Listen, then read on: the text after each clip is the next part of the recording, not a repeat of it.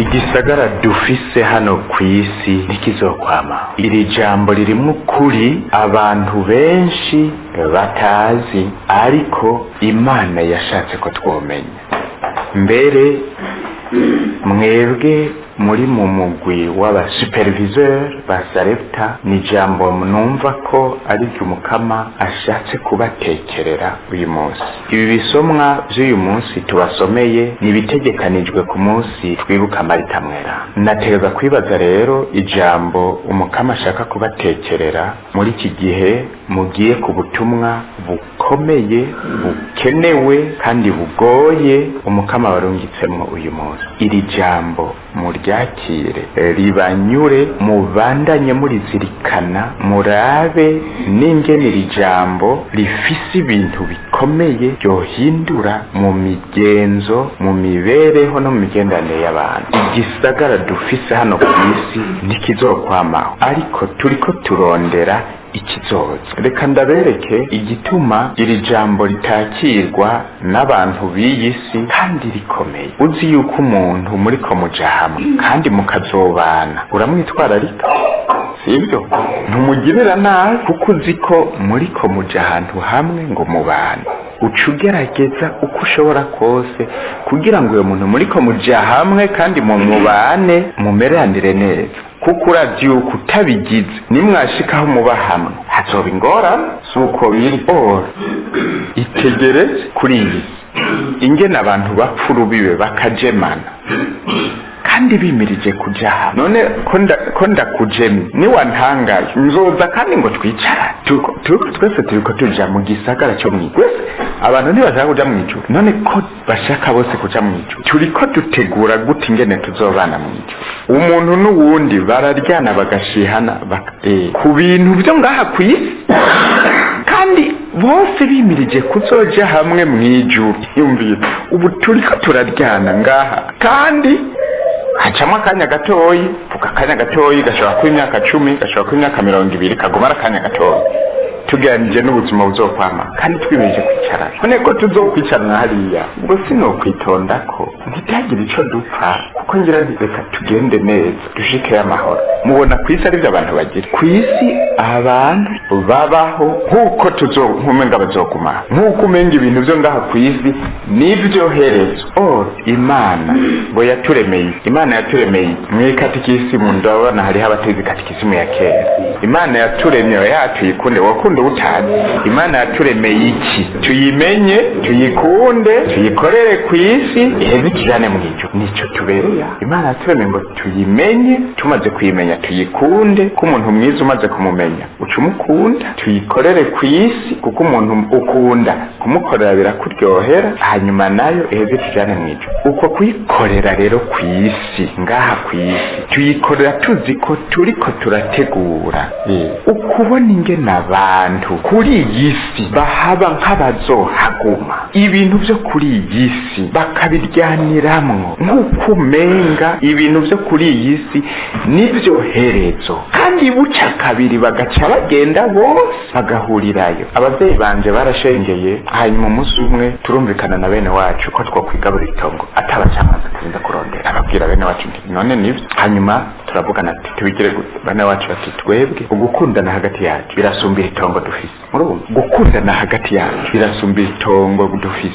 None reka turigabure, wewe turazi ingene umeze, ritugaburire uko uvyiyumviye. Ndagenda ndareba gaburira mpamagara abashinga ntahe ingo kagabura, tugapima tugaharura. Umusore azi guharura, bara wewe tangura ukubite, ugakubita abashinga ntahe bari hariya, ngaca ndabahamagara, aha ni kwa naka, aha ni kwa naka, aha ni kwa naka. Murabibonye? Turabibonye. Tuja handi ngaha tuhamara umwanya mutoya ice tuhava. Abantu nuko babaye, abantu babaho kuri iyi si nk'uko umenga bazogumaho, ariko igisagara dufise hano kw'isi ntikizokwamaho, ariko turiko turondera ikizoza.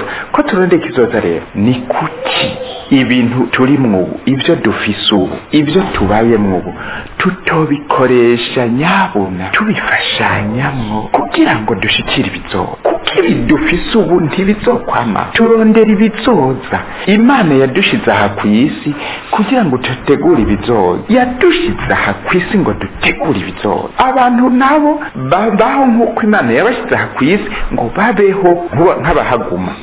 Uyu yanditse ibaro ry'Abahebreyi ati ntimwibagire kugiranira neza no gusangira utwo mufise. Kugiranira neza no gusangira utwo mufise no kuvuga ibyo mfise ndabikoreshe mu kugirira neza uwundi muntu, ndabikoreshe mu kugira neza uwo wundi muntu, kuko bukeye kabiri duhurire hahandi. Kandi hari naho ariwe nzosanga ari kuri yakeye, hari naho uwo munsi ari we Imana izoyizute uyu munsi niwe wakira abashiki, sanze ari we rero yakira abashiki. Kandi naramuryoje, naranse kumuzimana, naranse kumugaburira, bizogenda gutya. Cambaza ngo na uho uraje aha ni jewe nakira abashiki. Umushitsi nakiriye nkiri ku isi niwe azonyakira mu ijuru. Umushitsi nakiriye nkiri niwe azonyakira mu ijuru. Umuntu nakiriye neza nkiri ku isi niwe azongirira neza mu ijuru. Ndazirikana ingene jewe nzomererwa nabi ninashika mu ijuru ngasanga uwo nagiriye nabi niwe ari kuri yakeye. Igisagara dufisa tikizokwama.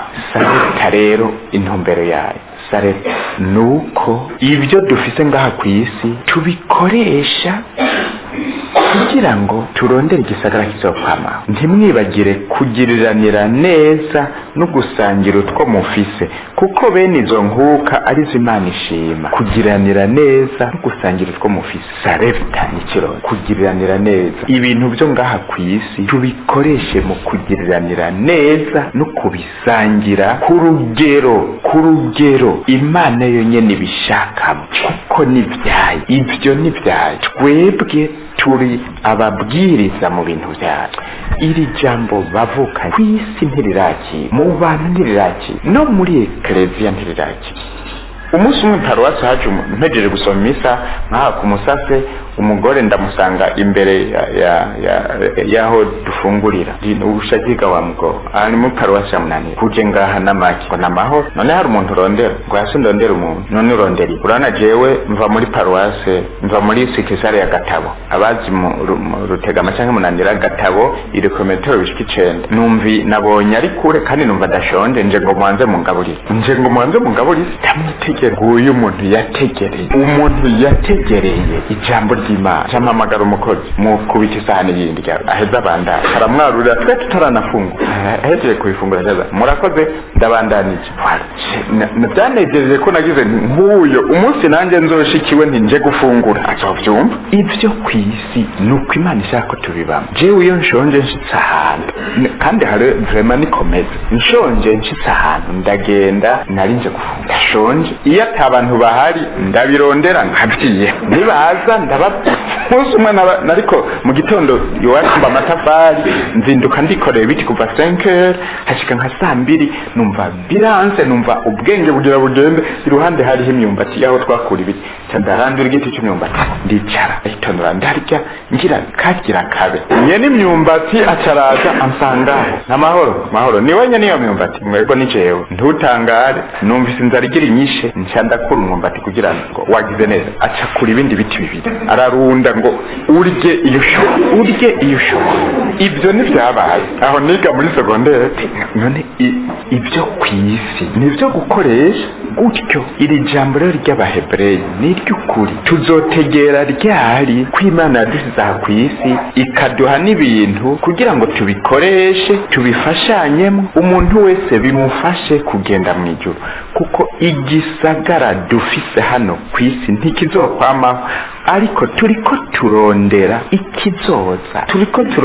ikizokwamaho. Nuko ku isi tega kubaho mu bintu. Ingene rero abantu bafata ibintu umwe wese akabitambikizako ngwibini gwanje, wewe wajuri ntiwabisanza. Hari ugira ngo nibyo narondeye, yego warabirondeye, mugabo wakoresheje inguvu wahawe, ubwenge wahawe n'ibyo bintu nyene. Imana yo kubwira iti okay, muri ibyo rero wita kwawe ngira nkure mu ibyo naremye usigane kwawe, usigarane iri.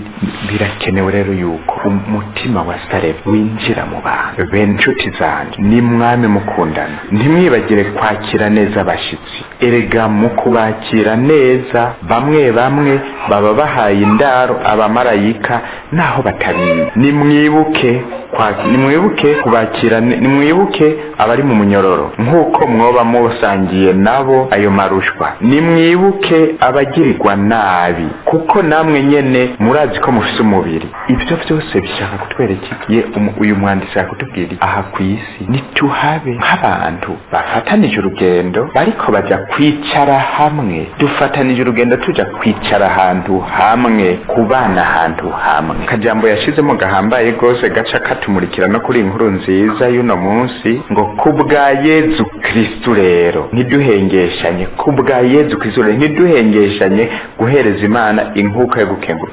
Kubwa Yezu Kristu niko nohereza, kubwa Yezu Kristu. Ico Marita rero yihenze ko Yezu amuhanuye mu kumubwira ati Marita, uri kuriruka wizembagiza muri byinshi, ikintu kimwe nicyo gihambaye. Mariya yatoye ikiruta ibintu. Ico Mariya yatoye ikiruta ibintu nuko akora ico ariko arakora kubwa Yezu. Marita nawe ariko ariruka hariya, mugabo ntari kabigira kubwa Yezu. Ko Yezu amubwiye ko Mariya yari yatoye ikiruta ibintu, no kuvuga ko atagitoye, ntakwirirwa turazarira, no kuvuga ko Marita atatoye ikiruta ibintu. Ikiruta ibindi naco ni gukora byose kubwa Yezu, no gukora byose ndabyerekeza kuri Yezu. Kuko ibyo ndiko ndakora ntibizokwama, murabyumva? Ivyo ndiko ndakora ubu ntibizokwama, kugira byame nuko ndabikora kubwa Yezu Kristo. Ikintu cyose nshaka ko kigira agaciro ko kwama ndagikora kubwa Yezu. Ibintu ntibizokwama. Hariho ibyo umuntu akora bitazokwama, bihereraho nyene cyangwa bigaherana nawe. Ibizokwama nibikozwe kubwa Yezu. Pour donner à un acte, à un geste, une valeur éternelle, il faut le faire à cause de Jésus. Tout ce que je fais à cause de Jésus a une valeur éternelle. Une valeur éternelle. Ibizokwama, ntibizokwibagira. Ibyo nkoze byose kubwa Yezu Kristo ntibizokwibagira. Ibyo nkoze kubwanje kugira ngo jewe nivalorize, ninezereze, niyemeze, ibyo bizoherana na jewe, bizoheranga kugira ngo ikintu cameho gikorwa kubwa Yezu. Ibintu byose maze gukora ntakoze kubwa Yezu Kristo bizoherana, byaheranye n'uyo mwanya cyangwa bizoherana n'iyisi. Ariko ico cyose nkoze kubwa Yezu gifise agaciro kazokwama, kandi ninashika mu ijuru Yezu Kristo amubwira ati wewe warankore byagira ngaha kuko nabikoze kubwa Yezu. Umwepiskopi wo muri diocese ya Alsace yatoye ijambo ry'ihangiro ry'ubuzima bwiwe cyo bita devise à cause de Jésus, à cause de Jésus, à cause de Jésus. Ugutora ikiruta ibindi nuko kora byose kubwa Yezu. Mwebwe rero aba superviseur, nimwamushaka ku superviseur bwanyu bwama no mwijuru akakwita umusuperviseur, no mwijuru akavuga ati wewe wa musuperviseur byagira ngaha nuko ukora byose kubwa Yezu. Nuwakora byose urondera ibyo ngaha kwisi, ukora igisagara cyo ngaha kwisi, wewe ubusuperviseur bwawe uzoherana n'iyisi, uzoherana nawe ntibuzokwama. Mugabo icyo uzokora cyose kubwa Yezu kizokwama, gifite agaciro kama kandi tora ikiruti kintu. Ico Mariya yatoye n'icyo, ico Yezu ahanuye Marita gutora n'icyo nanje ampanuye gutora ni akoze kama Yezu.